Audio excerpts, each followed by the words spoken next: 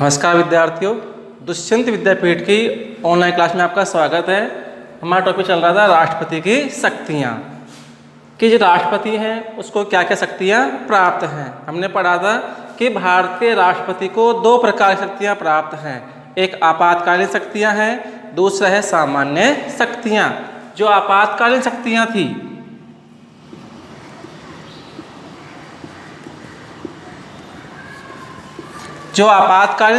थी उनमें तीन प्रकार की शक्तियाँ दी गई थी। कितने प्रकार की थी? तीन प्रकार की क्या है? आपातकालीन शक्तियाँ दी गई थी। पहली थी राष्ट्रीय आपातकाल, पूरे देश में कोई संकट उत्पन्न हो जाए, देश के किसी भाग में संकट उत्पन्न हो जाए तो राष्ट्रीय आपातकाल लागू हो सकता है अनुच्छेद 352 के द्वारा। दूसरे अनुच्छेद 356 के तहत कि किसी भी राज्य का संवैधानिक तंत्र क्या हो जाए, असफल हो जाए तो वहाँ का जो राज्यपाल हैं उसकी सिफारिश पर उस राज्य में राष्ट्रपति शासन की घोषणा की जा सकती थी। और तीसरा हमारा था अनुच्छेद 360 के तहत कि यदि देश की आर्थिक स्थिति खराब हो जाती है, आर्थिक संकट उत्पन्न हो जाता है तो उस स्थिति में राष्ट्रीय आपातकाल की घोषणा की जा सकती है, जिसे वित्तीय आपातकाल कहते हैं। तो ये हमने आपातकालीन शक्तियाँ पढ़ी थी। इसके बाद में पढ़ा था हमने इसकी दो शक्तियाँ थी। दूसरा था सामान्य शक्तियाँ।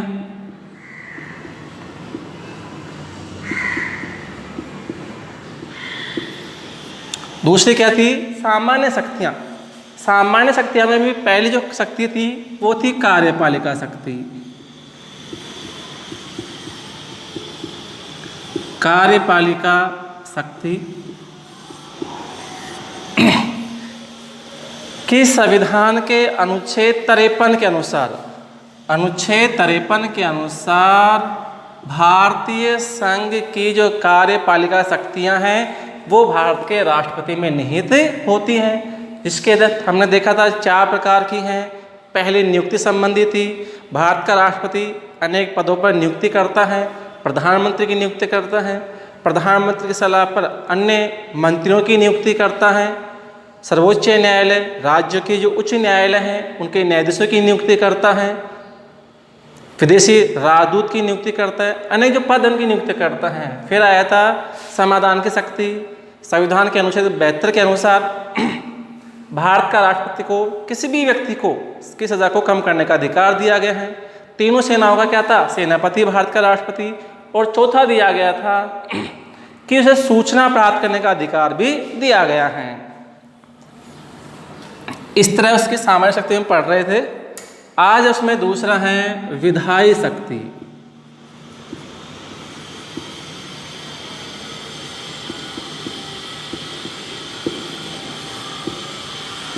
दूसरी शक्ति क्या है? विधायी शक्ति। सबसे पहले कि विधायी शक्ति होती क्या है, किसे कहते हैं विधायी शक्ति? कि राष्ट्रपति क्या है? संसद का अभिन्न अंग है।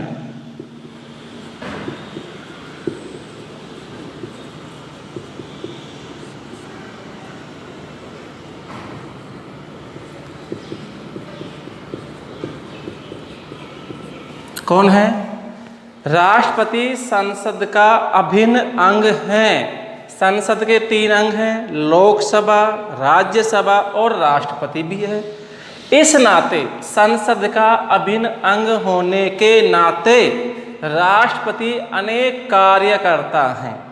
ठीक है, राष्ट्रपति संसद का अभिन्न अंग होने के कारण अनेक प्रकार के कार्य करता है, जिन्हें राष्ट्रपति के विधायी कार्य कहते हैं, विधायी शक्तियाँ कहते हैं। किसे कहते हैं? कि राष्ट्रपति क्या है?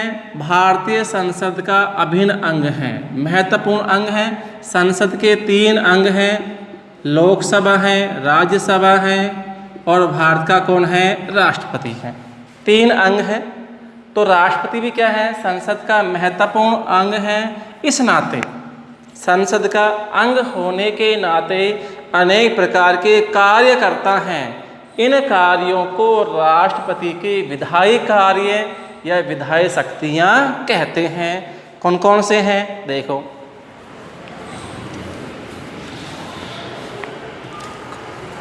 पहला कार्य, पहली शक्ति क्या है कि राष्ट्रपति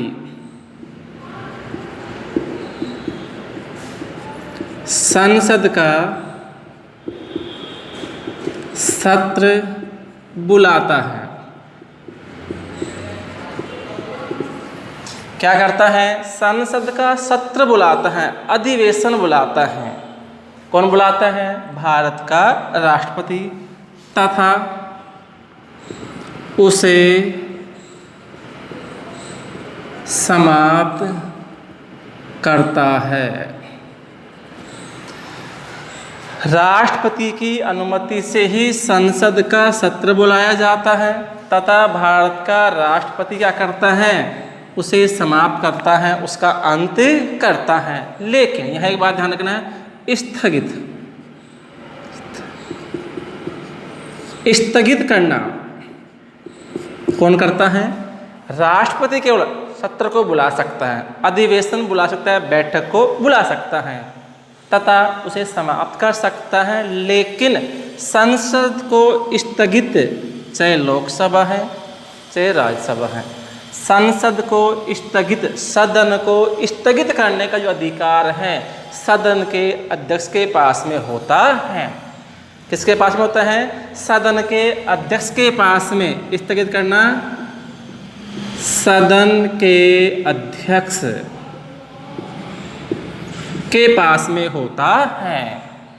अब सदन, लोकसभा में कौन होता है? लोकसभा अध्यक्ष। और राज्यसभा में कौन होता है? उसका अध्यक्ष कौन होता है? उपराष्ट्रपति होता है। तो उपराष्ट्रपति राज्यसभा के सदन को स्थगित कर सकता है एक दिन के लिए, कुछ समय के लिए, और लोकसभा में लोकसभा अध्यक्ष स्थगित कर सकता है। दूसरा है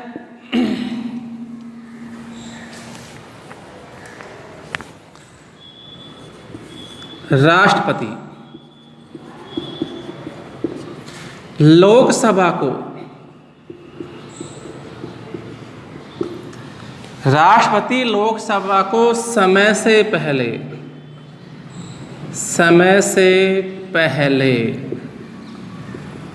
भंग कर सकता है। भारत का राष्ट्रपति लोकसभा को, लोकसभा क्या है? एक अस्थायी सदन है। क्या है? अस्थायी सदन है। अर्थात लोकसभा कार्यकाल कितना होता है? 5 वर्ष होता है। तो 5 वर्ष से पहले भी इसको भंग किया जा सकता है, और वो अधिकार किसको दिया गया है? राष्ट्रपति को दिया गया है। भंग करके दोबारा चुनाव करवाए जा सकते हैं। तीसरा है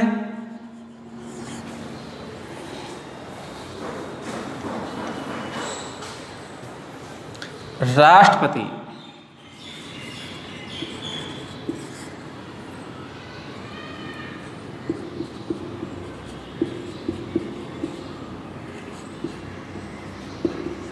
प्रत्येक वर्ष, ठीक है, राष्ट्रपति प्रत्येक वर्ष संसद के दोनों सदनों को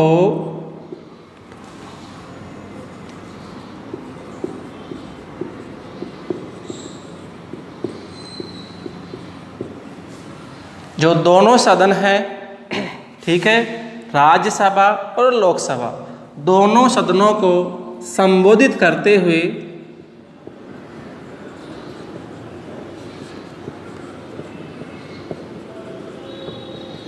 भाषण देता है।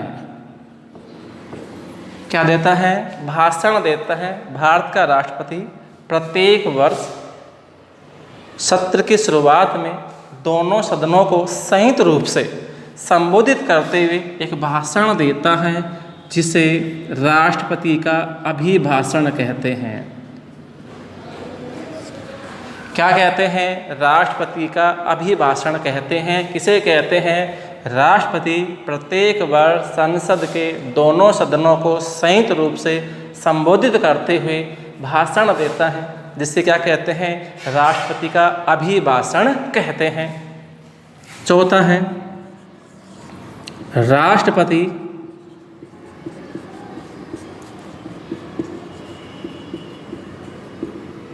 लोकसभा में 2 आंग्ल भारतीय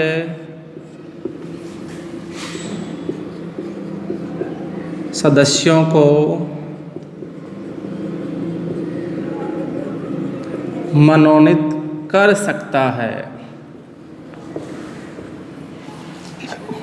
राष्ट्रपति लोकसभा में 2 आंग्ल भारतीय सदस्यों को मनोनीत कर सकता है।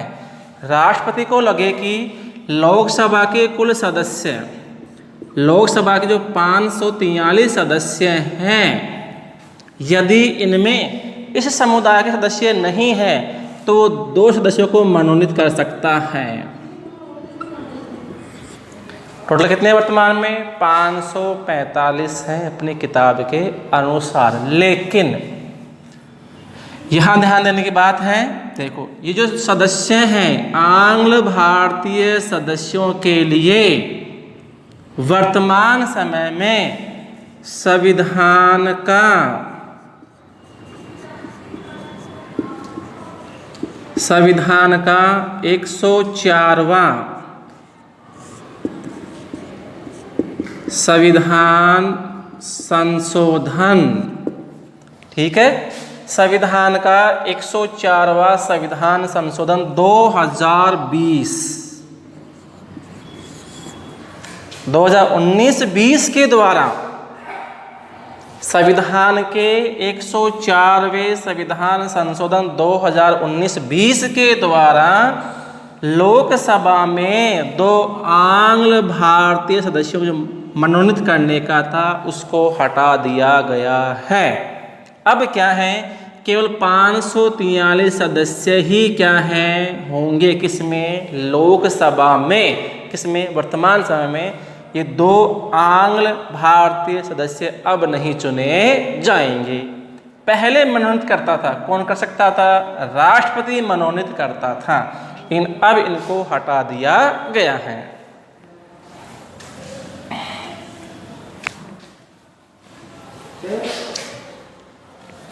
पांचवा है, जिस प्रकार लोकसभा में है उसी प्रकार किसमें है? राज्यसभा में। राष्ट्रपति राज्यसभा में 12 सदस्यों को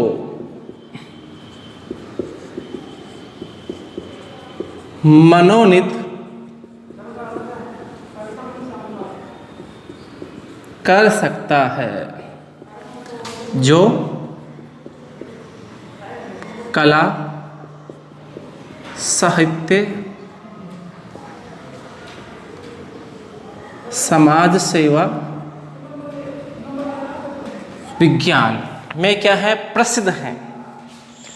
तो जिस प्रकार राष्ट्रपति लोकसभा में 2 जो आंग्ल भारतीय सदस्य हैं उनको मनोनीत कर सकता है, उसी प्रकार राज्यसभा में भी राष्ट्रपति के द्वारा 12 सदस्य क्या होते हैं? मनोनीत हो सकते हैं, जो किसी कला, साहित्य, विज्ञान, समाज सेवा में क्या होते हैं? प्रसिद्ध व्यक्ति होते हैं। छठा है अनुच्छेद 111। कौन सा है? 111 के अनुसार, 111 के अनुसार संसद द्वारा पारित विधेयक राष्ट्रपति के हस्ताक्षर के बाद ही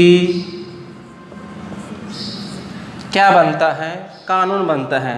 कि संसद द्वारा पारित विधेयक, संसद ने किसी भी विधेयक को पारित कर दिया, उस पारित करने के बाद ही जब तक राष्ट्रपति हस्ताक्षर नहीं करेगा तब तक वह कानून नहीं बनेगा।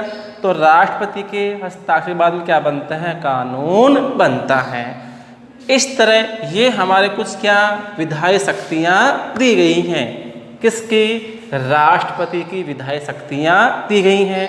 दोबारा देखो, संविधान का अनुच्छेद कौन सा है? 79 में क्या दिया गया है? संसद का वर्णन किया गया है। संसद के कितने अंग हैं? 3 अंग हैं। लोकसभा, राज्यसभा और कौन है? राष्ट्रपति हैं। राष्ट्रपति क्या है? संसद का अभिन्न अंग होता है। अभिन्न अंग होने का कारण क्या है? अनेक प्रकार के कार्य करता है। उन कार्यों को क्या कहते हैं? राष्ट्रपति के विधायी कार्य कहते हैं, विधायी शक्तियाँ कहते हैं। अब वो कौन कौन सी हैं? देखो, पहली है राष्ट्रपति संसद का सत्र बुलाता है। भारत में प्रत्येक वर्ष संसद के क्या होते हैं? 3 सत्र होते हैं। अब कौन कौन से होते हैं? देखो, सत्र या जिसे अधिवेशन भी कहते हैं। अधिवेशन, संसद की बैठक। एक होता है बजट सत्र, एक होता है मानसून सत्र,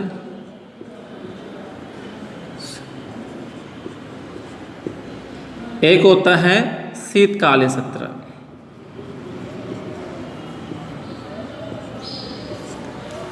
भारतीय संसद के प्रत्येक वर्ष 3 सत्र होते हैं। बजट सत्र होता है, मानसूनी सत्र होता है जो वर्तमान में चल रहा है, अब चल रहा है सितंबर महीने में, अगस्त सितंबर में, जुलाई सितंबर में। शीतकालीन सत्र होता है नवंबर दिसंबर में होता है। बजट फरवरी और मार्च में होता है।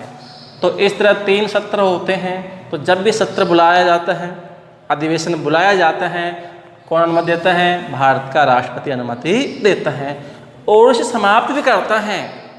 सत्र की समाप्ति किसके द्वारा होती है? राष्ट्रपति के द्वारा होती है। लेकिन इन सत्रों को स्थगित करने का काम होता है, उसकी अवधि को बढ़ाने का जो काम होता है, वो कार्य किसका होता है? सदन के अध्यक्ष का होता है। लोकसभा में लोकसभा अध्यक्ष का होता है और राज्यसभा में राज्यसभा सभापति होता है, वो करता है। दूसरा देखो, राष्ट्रपति लोकसभा को समय से पहले भी भंग कर सकता है। लोकसभा का कार्यकाल कितना होता है? 5 वर्ष का होता है। ठीक है, कितना होता है? 5 वर्ष का होता है। लेकिन प्रधानमंत्री या जो केंद्रीय मंत्रिमंडल है उसकी सिफारिश के आधार पर राष्ट्रपति के द्वारा प्रधानमंत्री या केंद्रीय मंत्रिमंडल की सिफारिश के आधार पर समय से पहले भी राष्ट्रपति के द्वारा लोकसभा को भंग किया जा सकता है। राष्ट्रपति प्रत्येक वर्ष अर्थात सत्र शुरू होने के समय, इस समय पहले संसद के दोनों सदन लोकसभा और राज्यसभा को संयुक्त रूप से संबोधित करता है, वहाँ भाषण देता है, जिसे राष्ट्रपति का अभिभाषण कहते हैं। तीसरा है चौथा है राष्ट्रपति लोकसभा में 2 आंग्ल भारतीय एंग्लो इंडियन सदस्यों को मनोनीत कर सकता है। लेकिन वर्तमान समय में संविधान के 104वें संविधान संशोधन के द्वारा इनको हटा दिया गया है। राष्ट्रपति राज्यसभा में 12 सदस्यों को मनोनीत कर सकता है। राज्यसभा लोकसभा टोटल कितने हैं? देखो 543 + 2, ये 2 क्या हैं? आंग्ल भारतीय। तो इनको मनोनीत कर सकता था कौन? राष्ट्रपति। इस प्रकार राज्यसभा में क्या है? देखो वर्तमान में 233 और यहाँ पर कितने हैं? 12, टोटल कितने हो गए? 245। तो जो 12 सदस्य हैं इनको राष्ट्रपति मनोनीत कर सकता है जो किसी क्या है साहित्य में, कला में, समाज सेवा में, विज्ञान में प्रसिद्ध व्यक्ति होते हैं।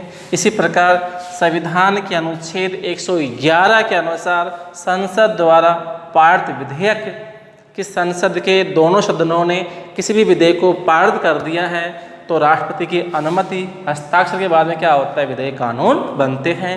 इस तरह राष्ट्रपति की क्या है, विधायी कार्य है, विधायी शक्तियां दी गई हैं।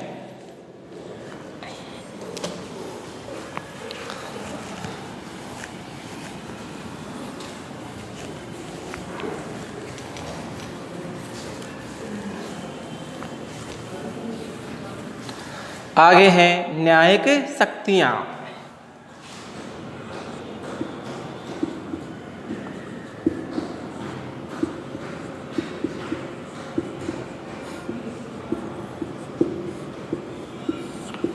देखो न्यायिक शक्तियां कौन कौन सी दी गई हैं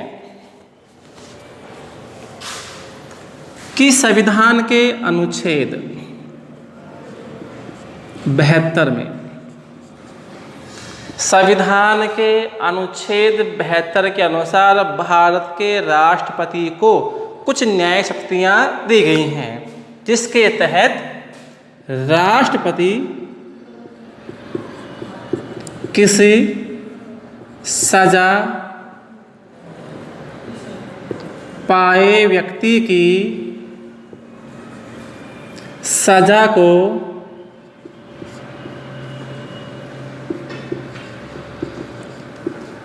कम कर सकता है।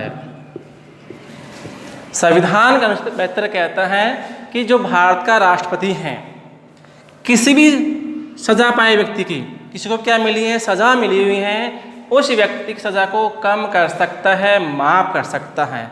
अब ये कहाँ पर दी गई है कि ये 3 प्रकार की सजा दी गई हैं। पहली है यदि ऐसी सजा, यदि किसी सैनिक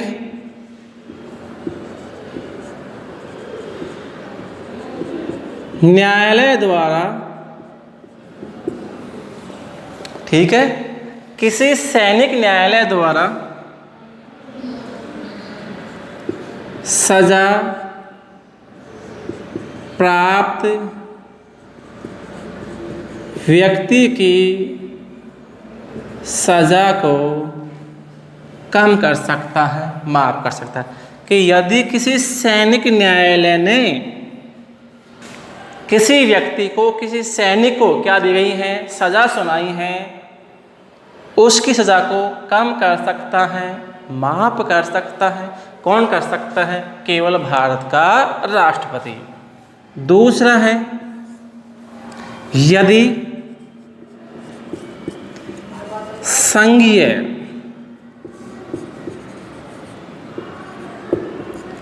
जो कार्यपालिका है,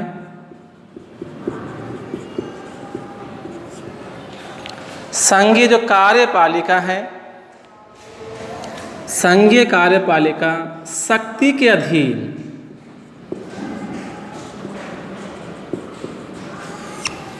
कि यदि किसी ने भारत के कानूनों का उल्लंघन किया है, संघ के कानूनों का उल्लंघन किया गया है, तो उस व्यक्ति की सजा को भी भारत का राष्ट्रपति क्या कर सकता है? कम कर सकता है, माफ कर सकता है। और तीसरा है जिसे फांसी की सजा मिली हो,